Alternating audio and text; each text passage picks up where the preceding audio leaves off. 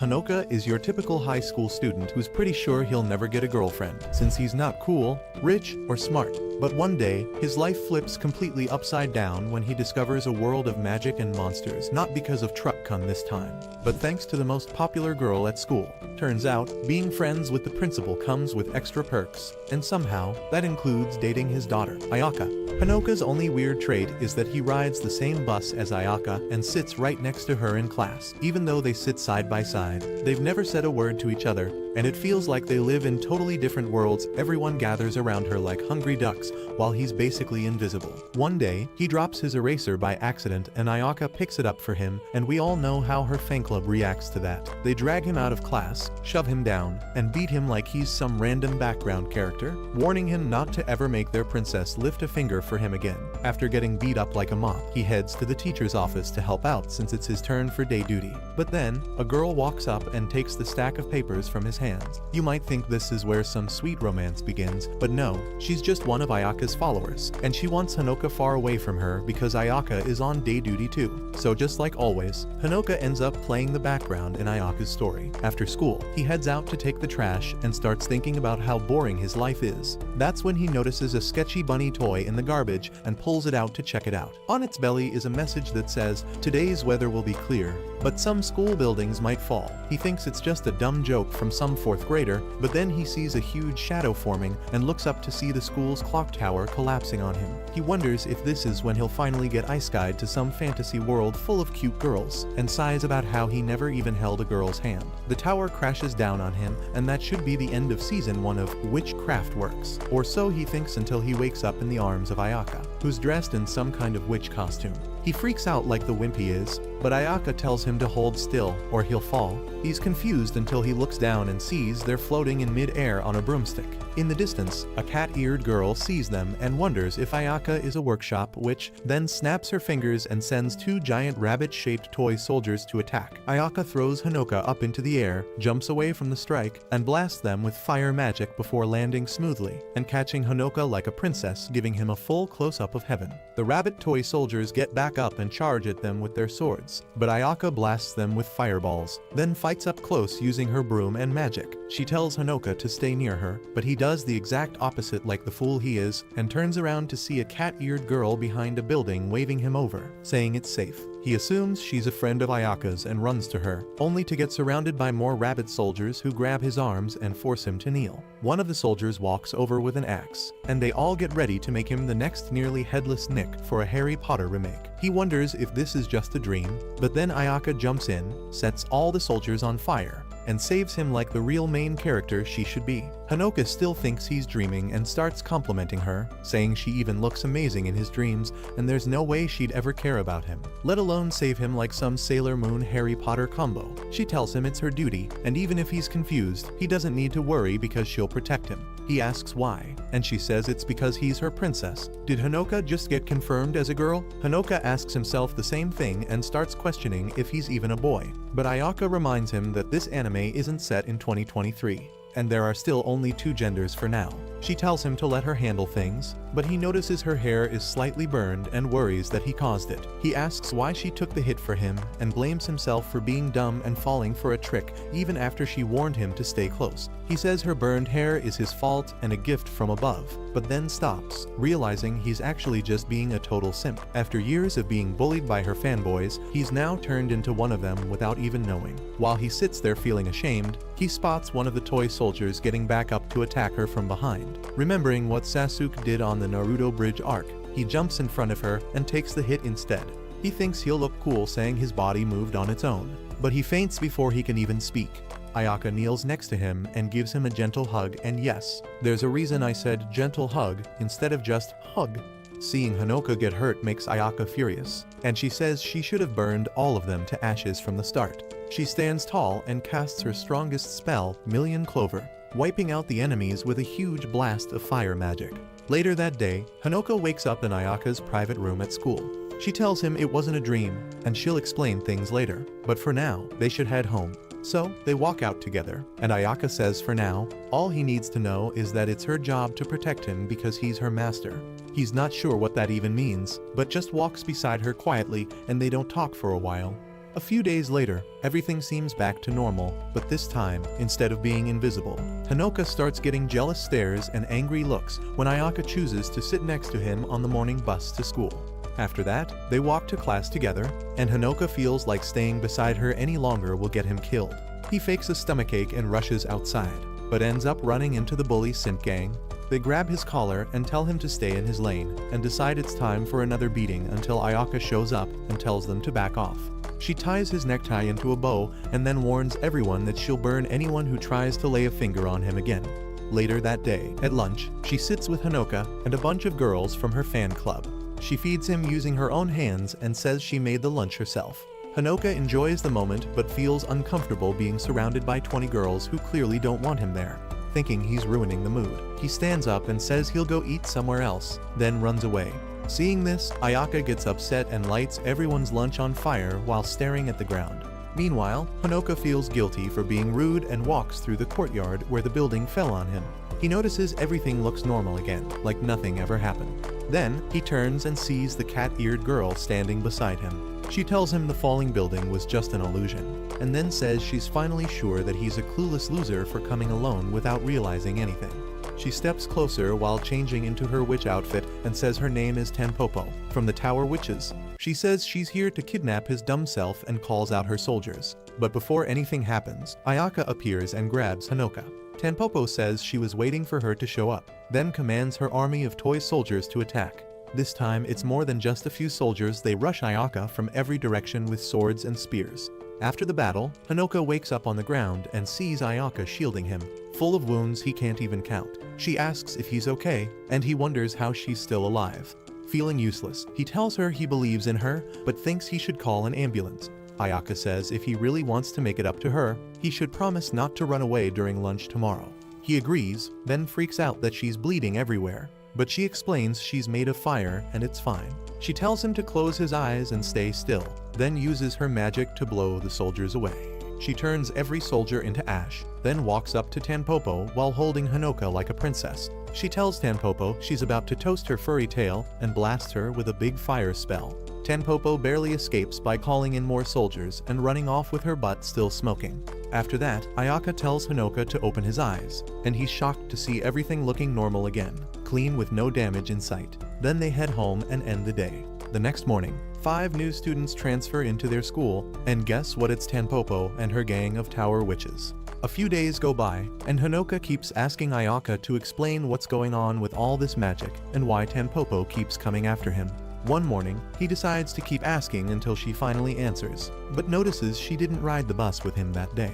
He gets off at school, changes his shoes, and heads to class only to find Ayaka having a heated moment with the new transfer students. He looks up at the classroom sign and realizes he's not in his actual class, he's in the Torture Society Club. Instead of asking why a club like that even exists, he just asks Ayaka how he ended up here when he was sure he went to his real class. Ayaka explains that she put a spell on him so he'd walk here without knowing, just so they could meet. Then she turns back to the tied-up girls and says this is a witch hunt. She says she decided to deal with them because they might be dangerous to him. He's not sure if that's true and stares at the girls struggling. He asks her to at least take the gags off their mouths so they can talk, and Ayaka agrees. She says she was going to finish them quickly, but one of them ran away, so she used the rest as bait to draw her out. Hanoka walks over to Tanpopo and asks why they're all after him. Tanpopo laughs and says it's no surprise that Miss Perfect didn't tell him anything, and to be blunt, she wants his body and the white stuff inside it. Hearing that, Hanoka turns red, not sure if he heard her right, but Ayaka tells him not to believe everything their enemies say. Tanpopo grins and says they might be too relaxed since their last teammate still isn't caught. Suddenly, black slimy goo starts dripping from the ceiling and covers both of them. From inside the slime, Mei shows up and frees her friends. She grabs Hanoka and phases through the floor, escaping to the room below and leaving the others to fight Ayaka. She starts celebrating her lucky break and thinks she's pulled off something big, forgetting that she's just a side character meant for comic relief, not the main villain.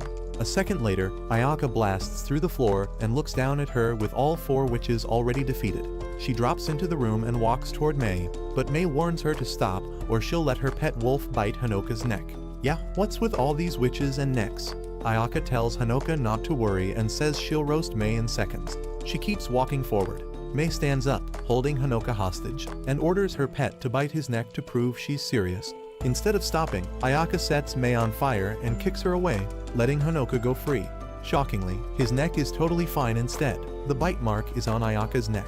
Mei realizes this and quickly escapes, letting her friends retreat too. Later that day, Hanoka wakes up in Ayaka's private schoolroom and notices she's wearing a scarf, even though it's the middle of summer. She apologizes to him and says she really wanted him to have a peaceful, normal life, but if things keep going this way, the Tower Witches will keep targeting him. She says the only way to end it is to fight back and find the one behind it all, but the problem is, she still doesn't know who it is. Hearing this, Hanoka thinks hard and realizes it's his fault she got hurt and now hides the injury with her scarf. He tells her to explain everything and asks her to make him her apprentice. He doesn't want her to fight alone anymore. Meanwhile, in a dessert and coffee cafe, the school's headmistress, who also happens to be Ayaka's mom, Kazane, meets with her old rival and villain, Cronwar, after a small break of about 130 years. Cronwar says she heard that Medusa's students started trouble with Kazane's group, and maybe now she wants to jump into the fun too. Later that weekend, Hanoka gets a call from Ayaka asking him to meet her outside. He thinks it might be a date, but really, she just wants to tell him the truth about witches like he asked. She says they'll go to school, but they'll stop at a food place on the way. As they walk, Ayaka tells him a story about witches and explains that in their world, there are two kinds of witches: workshop witches and tower witches. Workshop witches protect people. They set up workshops in cities and places where people live.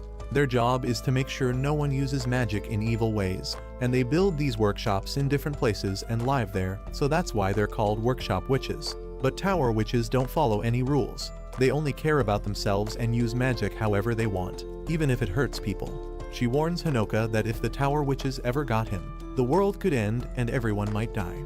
Then they stop at the food shop and take a break. After ordering, a waitress comes over and starts talking to Ayaka in a super squeaky voice. Ayaka keeps staring at her with an angry look, but listens as she talks about how Cronwar is in town and that more tower witches are showing up too. Hanoka realizes the girl is actually the student council vice president at their school, and she's a workshop witch just like Ayaka. Once Ayaka finishes her drink, they head to the shopping mall and buy clothes. While waiting for her to shop, Hanoka sees a cute girl helping a lost kid and walks over. The girl stares at him, pulls out a notebook, and confirms he's the same guy from her photos.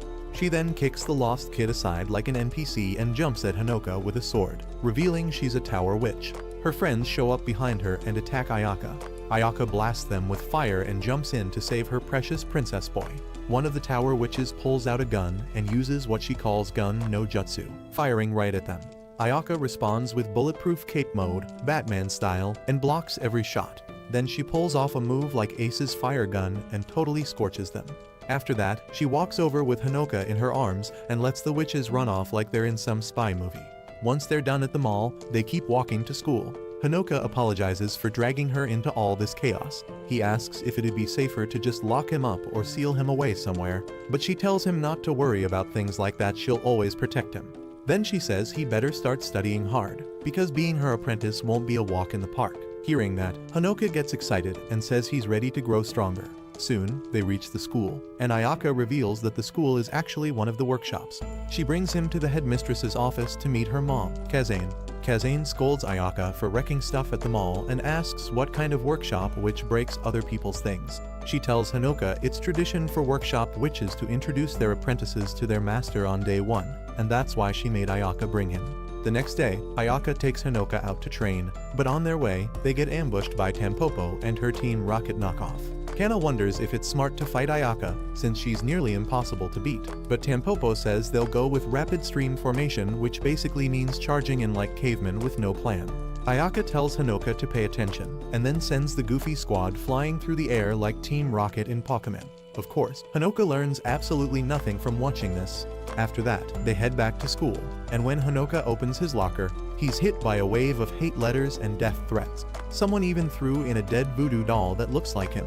Ayaka says it must be the work of her fanboys and tells him not to worry, they won't try to hurt him anymore. Even so, he can feel the angry stares all around him because he gets to sit next to her, study with her for tests, pair up with her in gym class, and even walk to and from school with the girl they all dream about. After school, Hanoka gets ready to do some magic training, but Ayaka walks with him to the bus stop and says she knows he's tired, so they'll take a break today. They get on the bus and ride home, but along the way, Ayaka spots a weird flying magical fish outside the window and checks the bus display. It's changed from the next stop to dead end. She jumps up and turns around to find Kronwar sitting in the back row.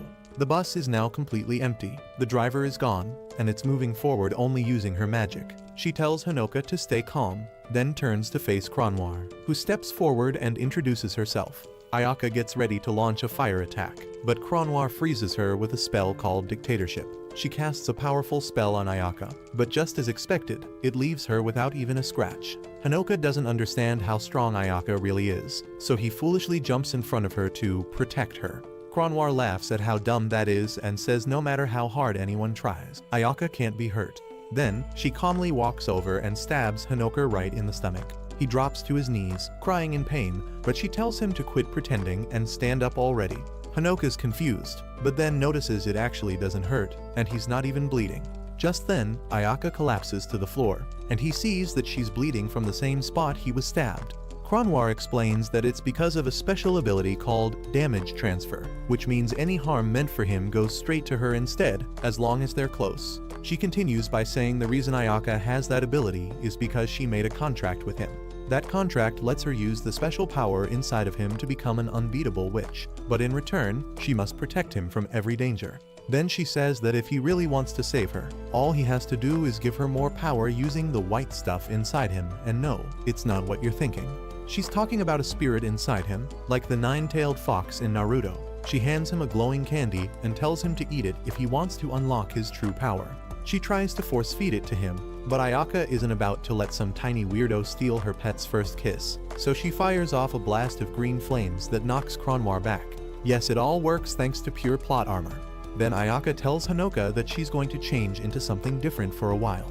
She takes some of his power and turns into the hottest fire queen ever. With glowing green flames and dragon powers, she quickly overpowers Kronwar and stabs through her shield and her throat. But even after that, Kronwar escapes and leaves them behind at the bus stop. Hanoka wakes up first and sees that Ayaka's wound is gone, but she's still not opening her eyes. He takes her to the hospital, and the nurse says she's just really tired and will wake up soon. Later, when he gets back home, he finds a small wrapped candy in his pocket. It's the magical orb Kronwar tried to feed him. He decides to keep it a secret from Ayaka and hides it in his drawer, in case he ever really needs it. He also starts thinking about what Kronwar said about Ayaka's contract with him, and if that means she already knew him before they even met at school. The next day, Ayaka reserves the entire gym just for their training session. She gives Hanoka his very own witch trainee uniform and starts explaining what it does. She tells him to try jumping, so he gives it a shot. To his surprise, he feels super light and jumps almost all the way to the gym's ceiling. On his way down, Ayaka catches him princess style and then tells him to try holding her the same way. Hanoka picks her up and notices she's really light, and she explains that the robe they're wearing makes their body feel almost weightless. Next, she raises her right hand and twists her wrist slightly, and a magical broom appears in her hand. She tells him that the broom is hidden in the cape and can be summoned with that hand gesture.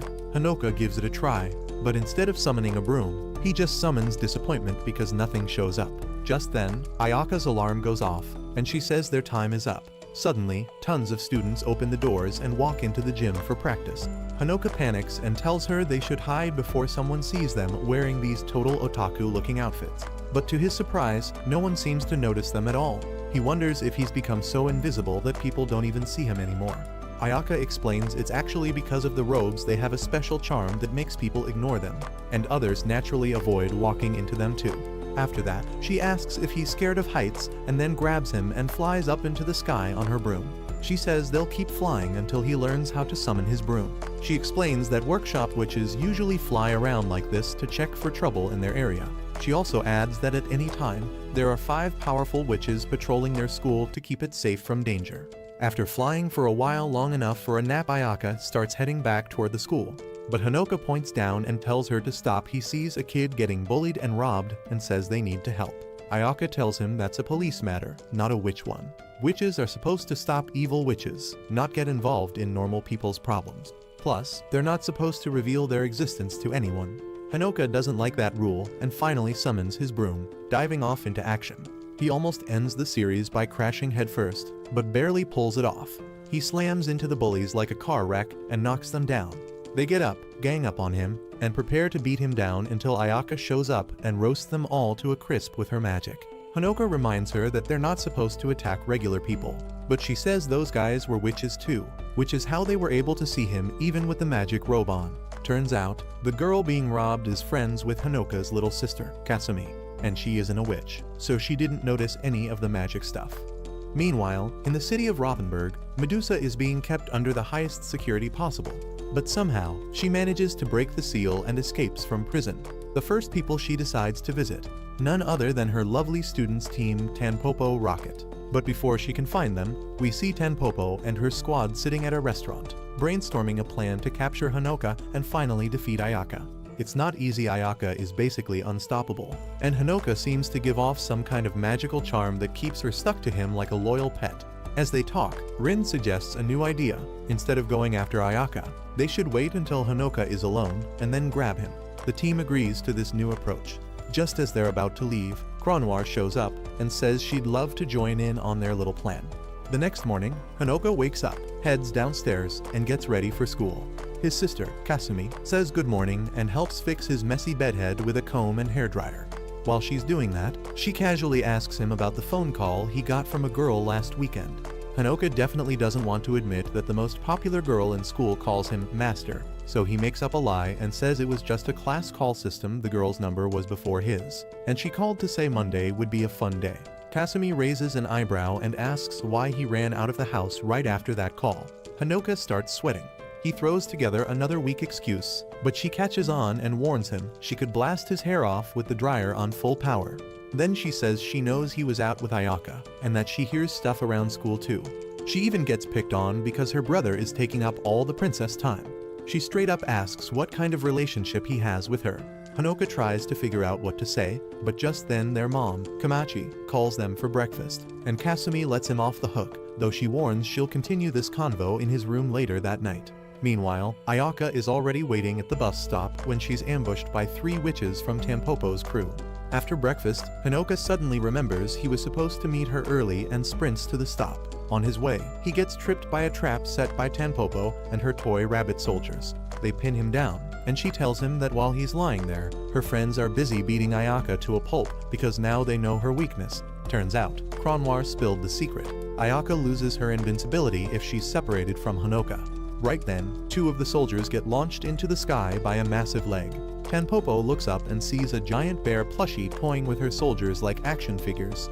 And yep, it's Kasumi's doing. Turns out, she's actually a workshop witch too. Tanpopo gets furious that her plan is falling apart and brings out a giant rabbit soldier. Starting a showdown of giants, bear versus bunny begins. At first, it looks like the bear's winning, but the bunny suddenly pulls the sad eye move, catching the bear off guard and landing a surprise eye poke. The battle gets wild. The bear tries to body slam the rabbit, then spins it like a Beyblade into the power lines. The rabbit bounces back with spiked gloves and even poisonous gas. Finally, both go in for a left hook, but the bear lands the punch first and knocks the rabbit flat. Suddenly, a wild skeletal T-Rex charges in with a tackle. Kasumi turns around like, what kind of Pokemon is that? And realizes it's Rin with her undead pet. Now it's 2v1 Tanpopo and Rin surround her. But Kasumi busts out her secret move, Surprise Mother Flipper, and grows her bear to colossal titan size. She crushes the bunny and skeleton under 1 foot and accidentally wrecks more buildings than terrorists on 9/11. After that, Kasumi hops off her giant bear and walks over to Honoka, who's been chilling on the ground like it's movie night, wishing he had popcorn. He asks what all of that was about, and she asks him what he thinks. Who does he think has been protecting him all this time when the princess wasn't around? At the mention of Ayaka, Honoka grabs her hands and says they need to go rescue her. But Kasumi rolls her eyes and says that Overpowered cow doesn't need saving, only a vacation, and points at Ayaka, who's calmly sitting on the bear's paw reading her book. Ayaka steps down, and Honoka runs to her, thanking her over and over for being safe and fighting the witches. Watching that, Kasumi gets annoyed and says she's the one who deserves a thank you. Then she tells Ayaka that they had agreed Kasumi protects him during weekends and holidays, and Ayaka takes care of him at school and on the bus. But Ayaka broke the deal by taking him out last weekend. While they argue about who gets to guard him, Honoka suddenly realizes something. Everything Kasumi said earlier about getting bullied and not knowing about him and Ayaka was totally made up. She smirks and says teasing him is her job as his little sister. Then she gets serious and tells Ayaka the headmistress warned them over 30 tower witches are now in the city. And even though they haven't made a move yet, it likely means something huge is coming. Meanwhile, we cut to Kazane turning on the TV, only to see half the city leveled from the bear and bunny showdown. She sighs and wonders just how deep in debt she'll have to go to fix all this mess. Back in the city, Ayaka tells Hanoka that maybe she wants to protect him full time, and they should just move in together. Elsewhere, Cronwar is up to something again. She sends her Croco Boy to track down every tower witch in the city and gather them at her base. At the same time, Kazane gets a call from Rothenburg. It's about Medusa. She's escaped. The next day, Ayaka goes to Hanoka and Kasumi's house to ask their mom if she can have permission to keep Hanoka with her 24/7s. To their shock, their mom, Kamachi, instantly agrees and even shares a story from her own school days. She says that back in high school, she became close friends with a strong girl who was known as Dragon Tooth. That girl turned out to be none other than Ayaka's mom, Kazane. The two of them became so close, they wanted to marry each other. But since it wasn't 2023 yet, they had to marry men instead. So they promised to have their future kids marry each other, which means Hanoka and Ayaka were engaged before they were even born. Kasumi refuses to accept this and says she won't let her big brother leave so easily. Kamachi tells her she needs to grow up already, and that all she does is make him do stuff for her all day long. Kasumi says it's her right as his little sister, but when that doesn't work, Kamachi just tackles her to the ground and holds her down, yelling at Hanoka to grab his stuff and run. After that, Ayaka and Hanoka walk out together, and she asks if he's okay living with her alone. He says there's not a guy in the world who wouldn't want that. Then he says the whole thing feels weirdly nostalgic. Ayaka tries to finish his thought, like they met before, a long time ago, but no matter how hard they try, they can't remember when. She says her own memories are fuzzy too, but the one thing she does remember clearly is her mission to protect him with everything she's got. And now, she's starting to believe someone close to their power made this happen, like it was all part of some bigger plan. Soon, her car pulls up and the driver opens the door for them. Hanoka realizes that being the daughter of the headmistress must mean Ayaka is seriously rich. They arrive at her place, or more like her kingdom-sized building. They head inside and are greeted by what feels like 1,000 maids.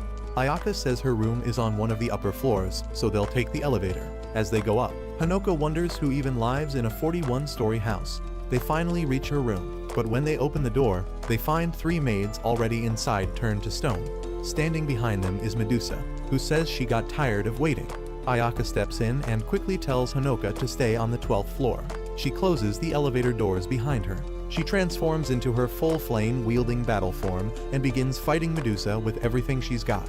Meanwhile, Hanoka stands behind the door, confused why Ayaka would send him away, especially when she usually insists he stays close. He figures the enemy must be too strong this time. Then he remembers, if he gets too far from Ayaka, she'll lose her invincibility. So, instead of listening to her, he decides to do what he's best at, completely ignoring instructions. Suddenly, the elevator door melts and Ayaka falls to the ground. She tells Hanoka to grab his broom and run, because in battles like this, he's basically background character material that ends up flattened. But Medusa isn't letting them escape. She casts a curse and turns Ayaka into stone.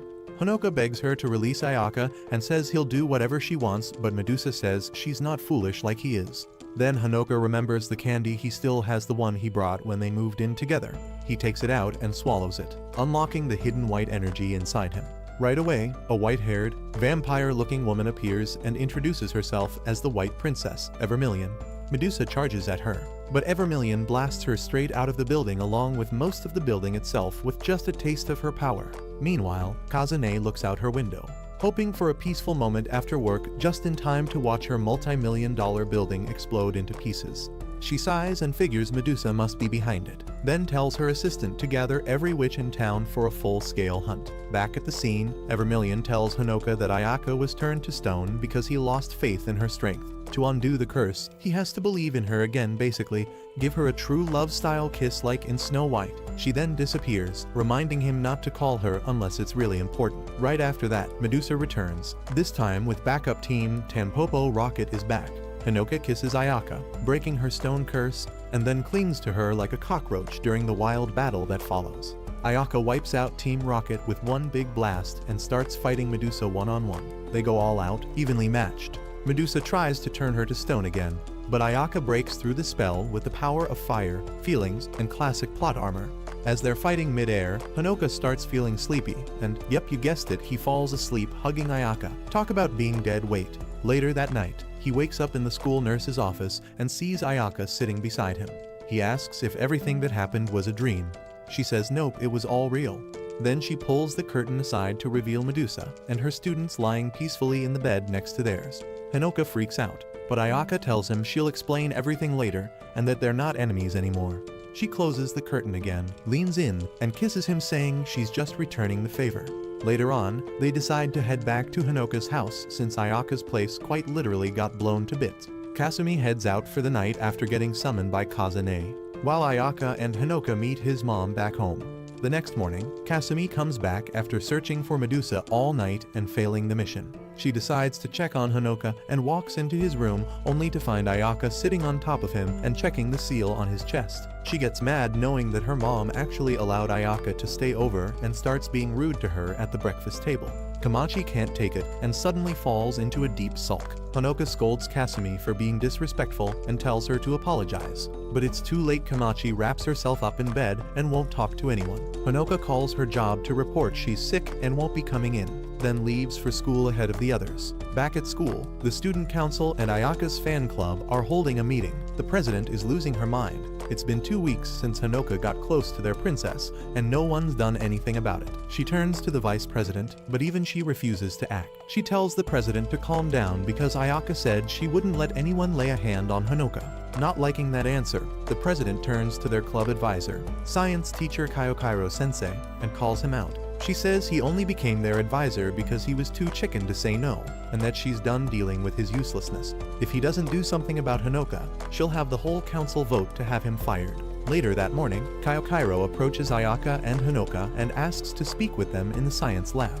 There, he tells them he's the student council's advisor and that Honoka has become a problem. He says Honoka probably doesn't know what Ayaka was like in her first year, since he transferred in late. He explains that every year during the fall festival, students vote for the top student to be the school's role model, the face of Tojisu High. They pick the winner based on appearance, grades, athletic ability, charisma, and overall presence. The winner is crowned prince or princess. He then says the issue is that if strange rumors start spreading about the winner, things get messy, especially when those rumors involve a guy. Honoka tries to defend Ayaka's reputation, but Kaiokairo says it doesn't matter what their real relationship is, because Ayaka doesn't belong to him, she belongs to the school. He asks Honoka to kindly step away. Honoka starts feeling unsure, but Ayaka tells him not to look so down. She explains the tradition comes from an old legend about an angel who once came to Earth and took classes like a regular student, which is why the princess role is so important. Kaiokairo agrees and says the school's hierarchy goes something like this: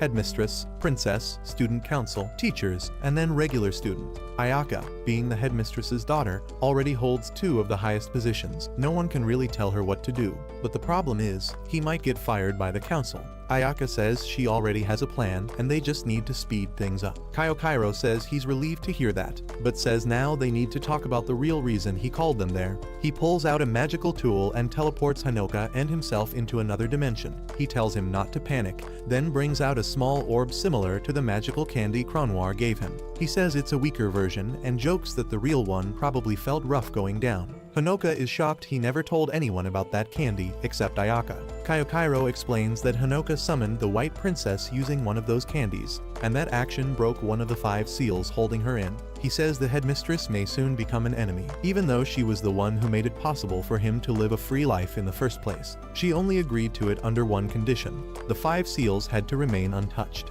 Now that one has broken, the rest will likely fall too, and no one can stop it. The only way out would be to seal Honoka away using the headmistress's magic. Luckily, she's currently busy dealing with Medusa and doesn't know yet, but it's only a matter of time before she learns the truth about the seals and about Medusa secretly being protected. Kaiokairo says he really just wants to help. If Ayaka weren't involved, he would have taken care of Honoka as his guardian. He asks Honoka to leave Ayaka behind and come with him. Honoka doesn't even hesitate. Just then, Ayaka shatters the dimensional barrier, slams Kaiokairo into the ground with her blade, and pulls Honoka out. Kaiokairo survives using a classic substitution spell and escapes. Right after, Ayaka takes Hanoka to the school's speaker room and has him make an announcement for all students to gather in the gym. Once everyone arrives, she walks up to the stage and for the first time ever shows actual interest in school politics. She gives a bold speech about how much she cares about the school's future and then says she's removing the current student council president, her new handpicked president,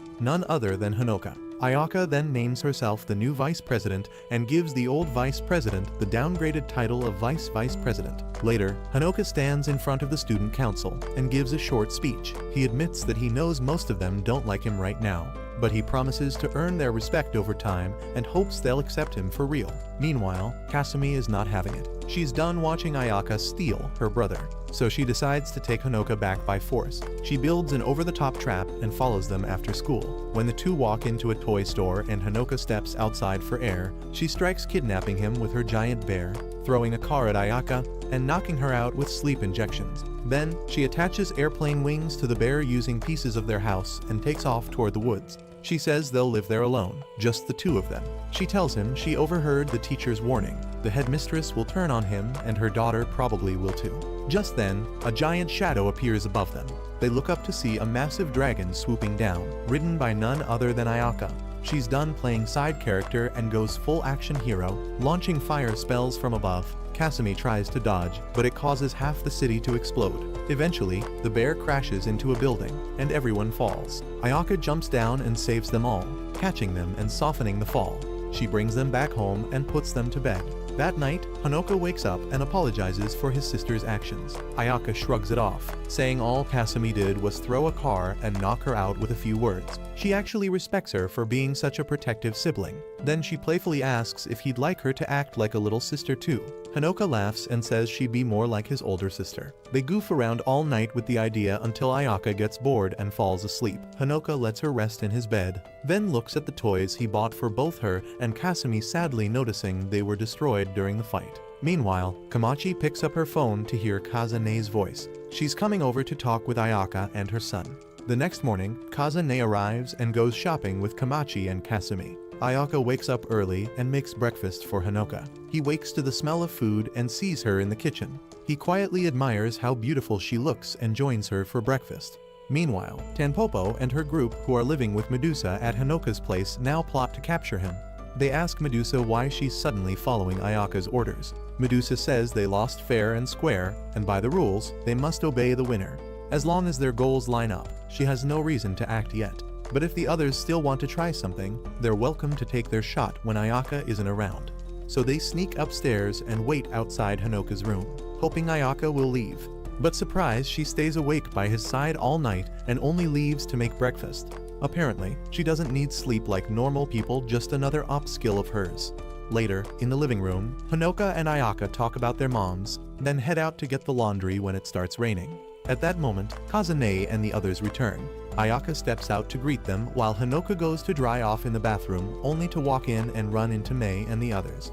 They accuse him of being a perv and drag him into the main hall. Everyone sees them, and Kazane reacts quickly. She knocks out Kamachi and Kasumi, then turns to Ayaka and says it's time to capture them and find out where Medusa is hiding. Ayaka and Hanoka summon their brooms, but instead of flying away, Ayaka spins around and clashes with her mom. Kazane tells Hanoka to make her stop being stubborn, but Hanoka remembers what Kaiokairo said Ayaka was really hiding Medusa all along. Still, he decides to trust her and says they can't let themselves be caught. Ayaka agrees and calls out to Medusa to activate their agreement now. Medusa appears, bites Ayaka, and the two fuse together. Hanoka faints and sees a vision of what really happened when Medusa first attacked. They made a contract. Medusa would give her powers to Ayaka, and in return, Ayaka would protect her and her students until the time was right. But Kazane doesn't understand why they fused and starts yelling nonsense. Medusa mocks her, and the fight begins. Kazane swings her broom. Ayaka blocks and tries to turn her to stone. But Kazane grabs her by the collar and slams her down. Ayaka still manages to turn her to stone and walks away, apologizing. Suddenly, Kazane breaks free from the stone spell with pure willpower, kicks Ayaka from behind, and grabs her again. She tells her this isn't enough to stop her and points out that Ayaka is out of breath already. She explains it's because her invincibility was tied to Evermillion, and by merging with Medusa, who is considered impure, she lost that power. Then she tells her to brace for a beatdown. But Hanoka uses his magic to switch places with Ayaka and takes the hit himself. Later, he wakes up tied in a cell with Ayaka. She tries to melt the bars but fails. She tells him they're inside one of her mother's punishment rooms and that her fusion with Medusa has ended. That's a huge problem. Medusa is probably being interrogated right now, and everything could be exposed. She tells him that her mother once said, as long as the seals stay unbroken, Hanoka would be safe at school. But now that they're coming undone, he's officially a threat. Their only option now? Beat her mom in a fight. She says Kazane actually has a strong sense of honor. If they defeat her fairly, she'll listen to reason. Hanoka thinks about how badly they got wrecked earlier and wonders how that's going to happen. But Ayaka says there's still one chance. It all depends on his power. Meanwhile, back at school, Kazane is playing shogi with Cronwar. Cronwar casually asks about Medusa. Kazane sighs and says she was excited to interrogate her. But then some witches from Rothenburg showed up with official orders and took Medusa into custody. As she sips her tea and sulks over the missed torture session, her school building explodes. She looks outside and sees Ayaka and Hanoka standing on the rubble. She flies out and yells at Ayaka again for destroying another building. Ayaka just raises her sword and says she will defeat her. Kazane asks why Ayaka's trying to fight her and tells her to quit messing around, put her uniform on, and get her butt off the rubble. She scolds both of them for breaking out of prison and says they're going home and tomorrow they're cleaning up the mess. Ayaka and Hanoka walk away, relieved that she didn't figure out anything about the seals. They agree that if things end well, maybe that's all that matters.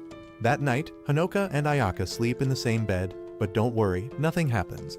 Because they're close, Hanoka has a weird dream that shows memories from Ayaka's past. He sees the time when Kazane brought in the daughters of two witches to become Ayaka's friends and help her fit in. Those two would later become her first loyal fans and the third seat and vice president of the student council. Kani and Toko become close with Ayaka and notice that even though she struggles socially, she's amazing at everything else: charm, grades, and sports. Over time, they start admiring her so much that they form a full-blown fan club that eventually leads to Ayaka becoming the school's official princess. But one day, Ayaka sees Hanoka walking past her with his sister, and something sparks inside her. That's the moment she went to her mom and said she found the person she was meant to protect. And that's how Ayaka started her journey as Hanoka's guardian. The next morning, Kasumi wakes up, wanders into the kitchen, and tries to remember what even happened yesterday. She opens the door and sees the dining table full of Team Tanpopo Rocket. Turns out Kazane let them go. She only cared about Medusa, and since they had nowhere else to go, they just moved in. Kasumi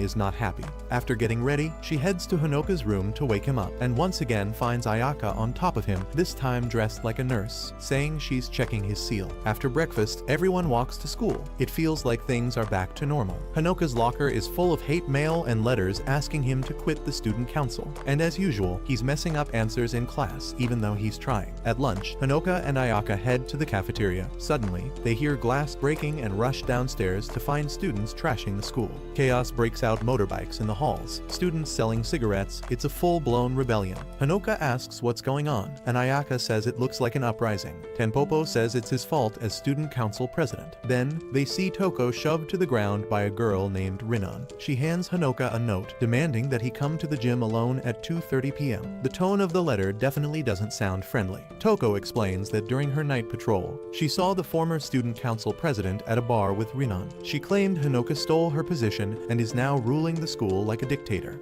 Ayaka tells Toko to meet her after school. Later, in gym class, she tells Hanoka the truth. Rinon is one of the 5 elite witches who patrol the school. They call her the Bear Killer. Apparently, a tiger named Lucky Bear escaped the zoo once, and she stopped it with her bare hands. She was suspended 2 months ago for causing trouble. At lunch, Hanoka says he figures the headmistress must be furious about all the damage, but Tanpopo says she's actually out of town. Cronwar is in charge for now, and she clearly doesn't care what happens to the school. At 2:30 p.m., Hanoka heads to the gym alone, armed with advice from Ayaka on how Rinon fight. When he arrives, he sees the gym transformed into a fighting ring, packed with students cheering. Hanoka tries to talk his way out, but Rinon says he wronged her best friend and ruined her image. Then she punches him hard in the face and knocks him down. Hanoka gets back up, but Rinon says she's going to teach him a lesson in front of everyone. She lands punch after punch, knocking him down again. Then she grabs his tie and prepares to land her signature final blow. But that's when Hanoka turns the tables. He's been waiting for this moment thanks to Ayaka's prep work. He boosts his stats with magic, knocks Rinon down, and pins her. He gets ready to punch her but stops himself because it's still 2014 and chivalry matters. Just then, the lights cut out. Ayaka and Team Tampopo drop in. Rinon punches out the witches easily, but Ayaka knocks her out cold with one hit. Then, they lift Hanoka into a victory pose while wearing cloaks to hide their identities. The lights come back on, and it looks like he defeated Rinon. It's later revealed that Ayaka and the former president planned all this a week ago. If the former president helped with the setup, she'd get her spot back. She got a little too into the role and made Rinon way angrier than planned, but in the end, it worked. Now, Hanoka's the hero who beat the bear killer. His name is trending online, and YouTubers everywhere are reacting to his fight. It's a huge win for Hanoka as student council president. A few days later, Ayaka takes Hanoka to the top of a tall building and says it's time to train him in magic combat. Hanoka's confused. She always said it was too dangerous. She says she knows he's been practicing in secret and hiding things from her, and she doesn't like that. She summons a fire familiar and tells him to fight it with his magic. The familiar blasts fire at him, knocking him onto his butt. Ayaka tells him to summon his own familiar, but Hanoka just stares at her like, "What?" and asks how. The familiar attacks again, and Hanoka injures his elbow. Ayaka quickly runs to help him, but Hanoka stands up and pushes her back. He tells her to be a tough teacher if he's going to learn anything. Ayaka stares at him for a second, then picks him up and throws him off the building. She tells him to summon a flying familiar or enjoy the fall, and just like that, Hanoka realizes he really messed up. As Hanoka falls, the fire familiar chases after him and Ayaka follows close behind on her broom. While falling, Hanoka tries to think of the one thing most important to him, something he could summon. Just before hitting the ground, his brain lands on the memory of Ayaka in her swimsuit and nurse outfit, and somehow, that's enough to summon a giant magical avatar Ayaka in full nurse gear. Truly, a man of culture. The giant Ayaka avatar punches a building in front of them, which accidentally knocks down a wall and exposes Kaiokairo sensei having tea with Cronwar. Cronwar calmly comments that this was some serious magic, and that Hanoka couldn't have used it without breaking the second seal. She also asks where Kazane went, saying she's bored without her. Meanwhile, Hanoka passes out from using too much magic, and Ayaka takes him home to rest. Elsewhere, Kazane is deep underground, examining a strange exploding rune and a hidden tunnel. She's approached by Rinon, who says Toko told her where to find her. Rinon asks what she's doing there, and Kazane listens as Rinon says a witch calling herself the Messenger of the Tower appeared and said everyone in the city is now a hostage. A week later, while Kazane is still missing, Ayaka and Hanoka head to school for exams. Meanwhile, Kazane finally meets the witch. Her name is Weekend. Kazane tells her she knows about the bombs and assumes she's here to bargain for Hanoka. Weekend nods but says she isn't here to make a deal. She starts explaining how witch battles work. Usually, witches can only fight each other but can't harm civilians. That's because of a huge protective barrier that Kazane placed over the entire town. When anyone gets hurt, Kazane's magic activates and protects them. Thanks to her massive mana pool and fast recovery, she can keep the shield up forever. But then Weekend asks, what would happen if the entire city exploded all at once? Even with all that mana, protecting everyone might finally drain Kazane, and once she's down, Weekend will have time to go after Hanoka. Right after saying that, she sets off rune bombs hidden all over the city. The explosions level everything but the barrier saves the civilians. Still, Kazane collapses from the magic overload. Weekend reveals that she was behind tricking Medusa and Cronwar too. With Kazane out of the way, she has her team carry her off and lock her in a cell. Weekend says it'll take a week for her magic to return, plenty of time to play with the students. Back at school, Ayaka sees the explosions and grabs Hanoka, taking him to the witch's underground workshop. Down there, they meet Kasumi, who runs over and hugs her brother. They're greeted by Toko, Rinon, and a few other witches tasked with defending the school, including their leader, Natsume, and a cat girl named Atori. Hanoka asks what's going on, and they promise to explain, but then Natsume suddenly pulls out a gun and uses American gun style, sleeping bullets. She shoots Hanoka to put Ayaka to sleep. Kasumi tries to step in, but Rinon knocks her out cold. They say Hanoka needs to be sealed away until they know what the enemy's goal is and where Kazane is. Hanoka surprisingly agrees to go with them and follows them to a secure confinement room along with Ayaka. While inside, he notices the ceiling is weirdly high and has an open skylight. He tries to fly up using his broom, but his magic doesn't work. Just then, Ayaka wakes up and says she messed up and that her mom must have lost. Suddenly, a toy drops from the skylight and lands in front of them. It activates and shows a hologram of Weekend. who says she's finally found Hanoka and will be coming to claim her new pet. After seeing her face, Ayaka blows up the toy, destroying the wall behind them. She tells Hanoka they're escaping. Magic doesn't work right now because the city is in ruins, but they'll find another way. They take a 2-hour-long staircase that leads them to a mountain outside the town. But when they finally reach the surface, they're greeted by a horrible sight. The entire town is destroyed and on fire. Hanoka panics and blames himself. He says his mom and everyone else must be gone, and it's all his fault because the enemy was after him. But Ayaka stays calm and tells him to stop. She explains that no one died. When a workshop is created, the leader makes a contract with the heart of the city. That contract allows the city to protect civilians by using the witch's magic to repair itself. Since the city is destroyed and the contractor Kazane is gone, no workshop witch can use magic. That's why their first mission is to reach the center of the city and make Hanoka the new contractor so the witches can fight again. Meanwhile, Natsume and the others analyze the situation. All the civilians were safely evacuated and put to sleep. Kazane is missing and likely captured. With no contractor, no witch can use magic, and it'll take days before help arrives from headquarters. At the same time, several workshop witches are still missing after the blast. Just then, one of them bursts into the room strapped with time bombs. She says Weekend has captured a bunch of witches and is using them as hostages to demand Hanoka. If they don't hand him over in 30 minutes, everything's going boom. Meanwhile, Kasumi teams up with Tanpopo and her gang to keep an eye on Weekend, who's standing on school grounds surrounded by the captured witches wearing bombs. Tanpopo asks Kasumi what she wants them to do. Kasumi says that right now, they're the only ones who can still use magic and they better start earning their stay at her house. Back in the tunnel toward the city's heart, Ayaka and Hanoka keep moving until one of Weekend's allies, Gibraltar, appears. She uses magic to summon a massive stone golem and slams both of them into the ground. Gibraltar grabs Ayaka and tries to land the final hit, but Ayaka flips up and kicks her straight in the face. Gibraltar laughs, thinking a regular kick won't hurt her armored body. But she's wrong. Ayaka was trained in martial arts by her mom and doesn't need magic to wreck someone. She beats Gibraltar down and keeps going. Back at the underground workshop base, Natsume tries to defuse the bombs herself, but when the clock hits 18 minutes, they decide to face Weekend directly. At the same time, Cronwar wakes up and sees the town is in ruins. Her partner tells her that Weekend is the one who leaked info about Hanoka. Cronwar realizes this means Weekend beat Kazane, and there's no way she'll let someone that strong walk away without a fight. Natsume and the others confront Weekend and tell her to give up, but Weekend just smiles and says there are less than 12 minutes left if they want to live.